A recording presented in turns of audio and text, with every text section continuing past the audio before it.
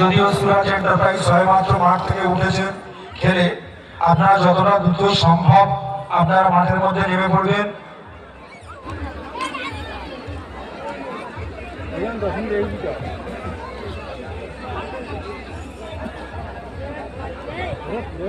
এখন 5 মিনিট বিরতি থাকবে। 5 মিনিট পরেই সেমিফাইনাল খেলা শুরু হবে। অংশগ্রহণ করবে তানিস এন্টারপ্রাইজ সরিষা ও সুরাজ এন্টারপ্রাইজ।